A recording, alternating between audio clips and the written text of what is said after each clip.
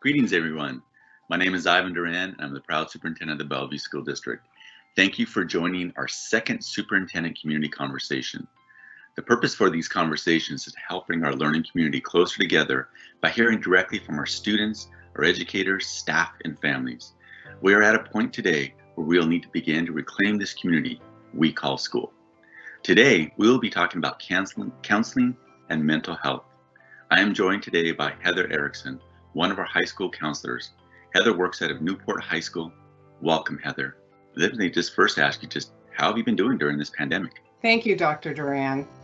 Thank you for having me, and thank you for this invitation and opportunity to discuss such a critical topic to all of us right now. I'm doing okay. It was really difficult for me in the beginning. I had a bumpy transition.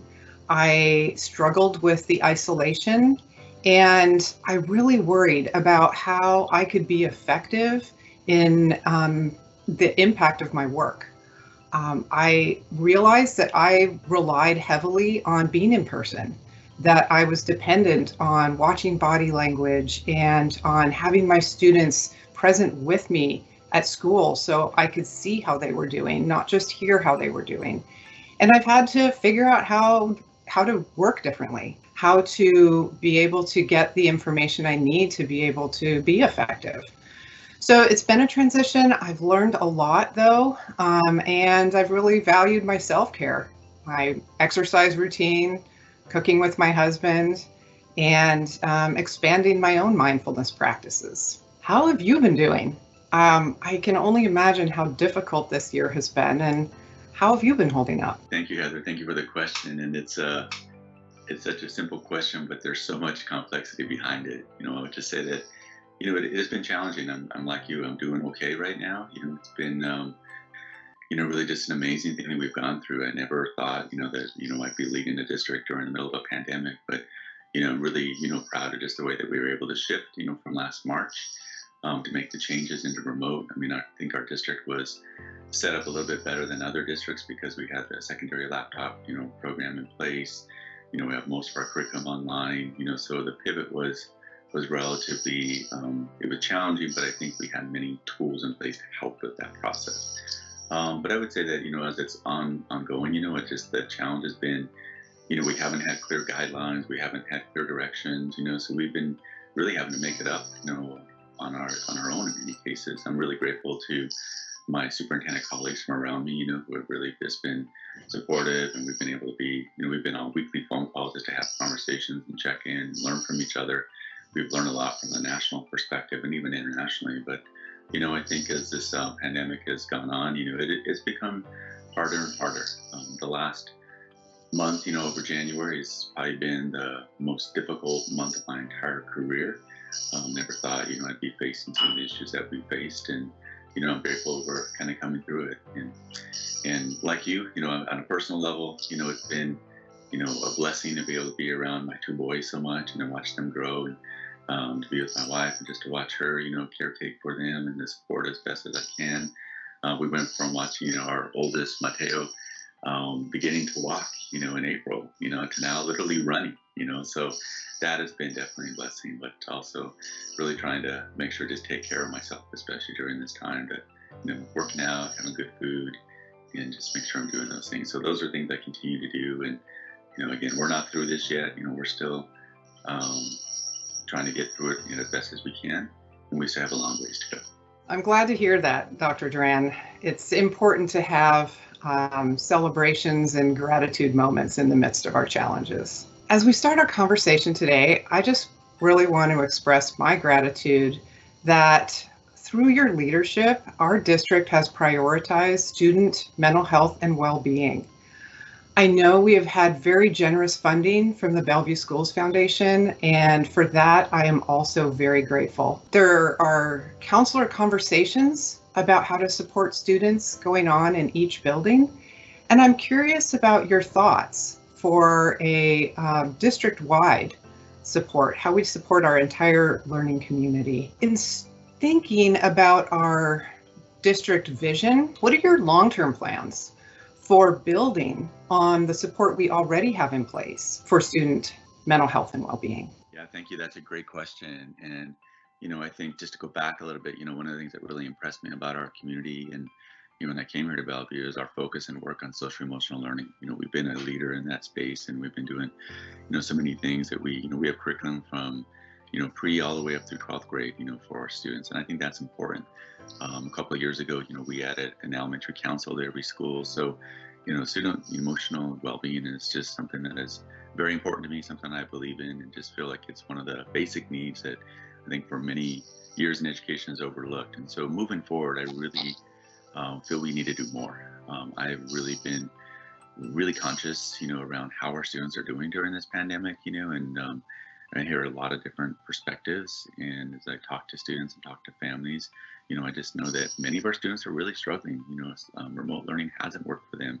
We're seeing our students suffer from an academic level. We're seeing students struggling with connection. We're seeing them, struggling with even engagement in the classroom. And I remind people all the time that we're human beings, but ultimately we're social beings. So we're designed to be around each other. So moving forward, I think we need to really be thinking about what I call revive as we come back into the fall, and thinking about what we're going to do to really revive some parts of our educational system. And that's going to include, I think, adding more resources and support to the mental health teams. So that's going to be really critical for us to put in place. I think we're going to have to spend a lot of time listening to students and really ensuring that we're hearing what some of their greatest needs are and then being able to adjust. And, like you said, I'm really grateful to our foundation who has helped us in so many different ways, but I feel our entire community is supportive of this. So, we're going to continue to think about how we can build and expand on the services and resources that we're providing to our students. Those are some really good ideas and really inspiring to hear. I'm wondering what that looks like with respect to our staff, to our teachers. As I think about, what the support looks like for our staff, I also feel everything that I said about students really applies even to our staff and our educators. I know we've had many of our staff members that have been serving our students going all the way back since March. And, we've had many of our staff members who have been serving students, here this year, from students who receive special education services to language services to childcare, and all of it has just been taxing. I know that as we continue to move forward, many of our staff members will remain remote. And so I think we have to think about it from a couple different angles. I think we have to think about how do we support our educators who are in remote settings and are serving our students, through that educational transmission. And then I think we also then have to think about how we're supporting our in-person staff. As the staff starts to return, I think probably the greatest thing I've heard up to this point is just a lot of concern around fear and a lot of concern around safety. People have been relatively isolated over the last several months, and now that we're asking them to come back, we have to really make sure that we're helping our staff understand, all the different risk mitigation that we have in place. We have to make sure that we have immediate follow-up when something isn't in place. We have to make sure that, other ideas and concerns are brought in. So I think a lot of what this looks like is gathering multiple perspectives, hearing from people, making sure that we have really strong systems in place so that information comes to us quickly so that then we can respond. And then I think for the long term, supporting staff, again, I think it's going to have to be a part where we spend time talking to staff. So I've started doing some of that here recently, meeting with educators, meeting with some of our staff members, and just hearing their perspective. And that alone has been really helpful for me to then think about what we can do as a team to further provide more supports. I think as we start to bring more educators in, I think we're going to, again, just have to think about what are ways we can set up time for our staff members to check in with each other, just to have some circle time, to talk with each other, to build connection again. I don't think we can start to reopen schools and then just have schools be the way that they've always have been. I was talking with one of our local business leaders, and as they think about their campuses are going to be closed, still for many more months, but they already have some plans in place when they do have more people on campus, just to have people re-engage and to have some fun time with each other and just connect with each other. So I'm really going to be encouraging a lot of that, because I think the tendency is to get focused on the academics right away, but I think we have to be thinking about how we're going to be supporting our educators, just the same way we're going to be supporting our students. You make some really good points. I know the pandemic has been challenging and difficult for all of us in different ways. And I think we have really learned the value of communication and collaboration. I'm curious as to how you will incorporate and gather the voices of students and staff in planning the steps going forward. Gathering multiple perspectives is so important during this time. I think we do a really good job, in the central office of coming up with some good ideas and building suggestions, and rolling some of that stuff out. But I think we're at a point now where we need to spend a lot more time talking with our key stakeholders who are students, and then talking with our educators and staff, talking with our school leaders. And so one of the things that we've been doing some student focus groups recently, and that has been really enlightening for us to just get our students together, have some conversations with them. And I think with being a high school counselor, our students will tell us the truth. They'll tell us exactly how they're feeling. They'll tell us what they need. And so we've heard from many of our students. Many of them want to come back, to more in-person services. They really miss the connection to their peers, their connection to their educators and school leaders. And so we want to make sure we're doing that. We also started up a student advisory group this year, and that's made up of students from all of our secondary schools, and we've been gathering information from them. And so they're going to be a group that I'm going to be able to go in and check in regularly. When we come up with plans, we'll be able to run it by them. We'll be able to ask for their own input and ideas. And then the other thing is that we've started up, we've had the Student Superintendent Advisory Group. It's a community group that's been organized over the last several months, and they've been looking at our budget, our strategic plan, really understand, what are the things that we're trying to do.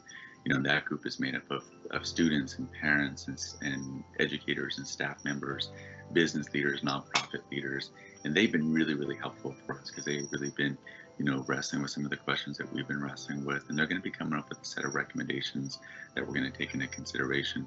So when we get those recommendations, one of the things that I want to do, one of the things I can already tell you is I know that mental health and wellness is going to be a really top priority. And so I want to make sure that we take that as a top priority, and then we talk to, again, key stakeholders to get some ideas around what are some things that we can do. If we add more counselors at the secondary schools, do we need to add more at the elementary level? What are things that we can do to better support our students? So we're not going to be making some of these decisions in isolation. We're going to gather this input and then spend some time gathering more input from other people so that we can really make sure that we put in plans that will be long lasting and long term. I'm interested to hear what those ideas are, and I'm really interested to hear what the students share. I know that in conversations I've had with them, they are aware that our district is known for high academic standards and a lot of success in that arena. And yet here we are in this space where mental health is a critical priority. And I'm wondering what that looks like going forward to you. Yeah, that's definitely a great question. And, Bellevue has been known for its high academic standards. Matter of fact, I was on a phone call this morning with the Bellevue Downtown Association. And, in my introduction, that's one of the things that was noted around, Bellevue has been a national model for academics. And so, there's a lot of pressure for that still, and it's something that we still need to do. But one of the things that we've been working on is what we're calling a strategic plan refresh. We're not going to redo all the elements of our strategic plan, but we definitely are looking at what can we do to better support our students? What are some things that we can do to better support our educators? And so I think one of the challenges that we have had is that, we, as an organization, still tend to operate in silos. And so social emotional learning is over here. I would even say mental health and wellness is kind of over here. And then we have academics, and you can kind of keep adding on to it. And so we really have to think about how we flatten that and really make sure that some of the things that we really want to ensure happen across all of our schools and our classrooms, really are put into place. So one of them being equity. It needs to be just something that is just at the base of everything that we do, so that we are building strong cultures of belonging so that every student is treated with dignity. I also think we have to incorporate more of the mental health, wellness, and social emotional learning into the academics, because it shouldn't be something that is totally separate. I don't think an educator should have to stop all the academic pieces in order to do the social emotional work. And so how do we incorporate that into our curriculum in a better way? How can we better engage our school teams to come up with ideas that become more of a reality for our students? So I really believe that we're going to have to really just spend more time thinking about how we flatten out parts of our organizations so that we can build these things into just, this is how we do things. This is how we can, make our students more successful. I've been reading a book here recently that's really making me think about this idea around belonging. And one of the things that they note in it is that a lot of times our students sacrifice some of the key elements of just connection and mental health and wellness for the academic piece. And that's how they get a sense of belonging. But they're really missing out on another core part of themselves. So I don't want any student to be missing out on that. So I'm really hopeful that we can, come together as an organization, brainstorm, and come up with further solutions so that we can incorporate more of this into just the core business of what we do on a day-to-day basis. So Heather, I have been reading so many articles over the last several months about the well-being of students during this pandemic. I have read something recently and talked about, we continually talk about the academic learning loss that students maybe experience this time, but we haven't spent as much time talking about what about the social, emotional loss? What about the peer connection loss? So what are you hearing from students, and how would you say they are holding up right now? That is a question that I mull over in my mind, and I ask students. It's usually how I lead off a conversation with students, even virtually, checking in with them to see how they're doing. And I get a variety of responses. Some students talk about how hard it was at the beginning and that they've learned some strategies and they're doing okay. Some students found this year to be way more challenging than last year because they never did get to meet their teachers in person to begin with, and they didn't have that sense of classroom and going from class to class during passing periods.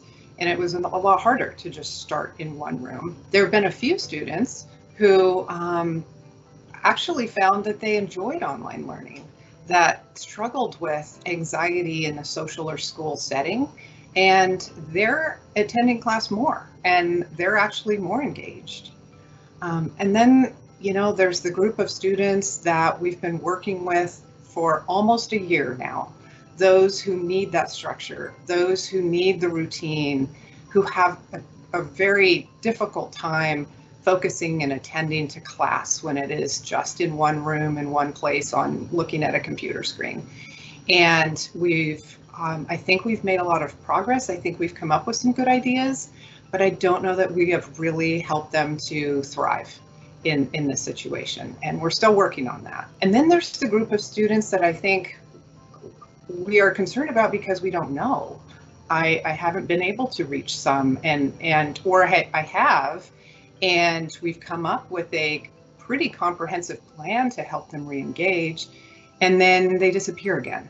So we worry about the unknown, about what we're not hearing, and we will continue to try to connect with those students. I want to take it a little bit further, Heather, with that last point you made. And so as you talk to your colleagues and as you work with students, what are you and your colleagues seeing that are our deepest concerns right now for our students? Well, as we both talked about, we have built up our ability to communicate and collaborate even virtually, and our teachers have been very good at sharing their concerns with us, with counselors and administrators, about the students who are no longer engaging in class, the ones who never showed up, or the ones where they just have within their interaction online a concern pop up where they're worried about their well-being. And I would probably say that the categories, the themes that I hear are first and foremost student engagement, as we've talked about. So those students where we're all struggling to really help them engage in their learning. And then there's those who continue to struggle with anxiety and depression. And we work with our community partners, our mental health partners, to make referrals to help those students get the ongoing support that they need. But oftentimes they also talk about the challenge of doing it virtually and really feel that they need to be in person to be able to do that, which is part of why we've started to offer some in-person mental health support in our schools, and really looking for healthy and safe ways where we can bring the kids in and have that face-to-face interaction to support them. And then I think we all wonder and so then therefore worry about what learning looks like going forward. Are we understanding enough of the current curriculum to be able to go on to the next level? Do we need to make adjustments along the way? Do we need to make adjustments when we do return in person and are planning for, higher education and next steps in reaching goals? So I think that's on the minds of staff and students, maybe differently, but it is something that we're all having continued conversations about going forward. So are there signs of resiliency from students during this pandemic? And I'd like to know what they are, and then how can we support and grow that resiliency in our students? Yes, we have some amazingly resilient students. In fact, I believe you had a good conversation with two of them not very long ago, and you've probably been talking to many more. I learn from them every day when I see them lead, see them drop into class, leadership classes, link crew, and watch the students conducting a conversation and facilitating learning happening. So we do have some very resilient students, and I hope that we can build on that. I think that part of what that looks like is rewarding the attempt. I think we're very good at helping students learn by rewarding the correct answer. That's kind of how our education system has been built. But what would it be like to reward attempting? It doesn't have to be right, but come to the conversation, give us your first take at understanding what it is, and let's build on that. I think too often students are worried about being wrong, so they don't want to try. And the more we reward trying, then the more we're going to build that confidence. Resiliency is knowing and being confident that when we hit a speed bump in life, we're going to be able to get through it. We know because we did it back then in the pandemic, we were able to get through that. So we know now in our college class of 400, where the teaching style doesn't match my learning style, I'll be able to learn because I have strategies that I learned back then. And I think that that's the heart of resilience that we need to not only model as educators, but also to just build up in our students. Well, I really love that. I love that idea of thinking about, what would we do if we, if failure wasn't an option? In the work we've been doing around grading, we've talked a lot about, one of the equitable grading practices is removing failure as an option. What if we literally remove failure as an option so that, our students, and I would say our educators and our staff, just could take more risk and to try things. I think about just from the business and scientific world, how many people have taken that risk and have ended up really discovering something pretty amazing, in our world. So that's just a really great way to be thinking about how we can keep framing that conversation moving forward. So I've got one more question for you, and I want to put you on the spot here, but I want you to think about the input you would have from your other colleagues, and knowing that we definitely gather some stakeholder engagement. But as you heard earlier, we know that we are going to likely add more resources to mental health supports for our students. And so if you could wave a magic wand and put in place the ideal system of supports for our students, what would you add or change? What would you do? The magic wand question, which I think is so empowering. And I think that's a huge piece going forward, is we need to be empowering each other. We need to find ways to keep dreaming, to keep visioning. And so let's see. I think I would start broad, because we see in the things you've been reading, in the conversations we've been having, that this issue is not isolated to a tiny group of students. It is something that is affecting many. And so our intervention needs to serve many. I need to take a moment here for a shout out to our social emotional learning leaders. They have done amazing work in building that curriculum and getting it out into all the schools at all the different levels. And we need to keep working on that, because that touches every student. and gives the students not only an opportunity to learn, but opportunities to teach.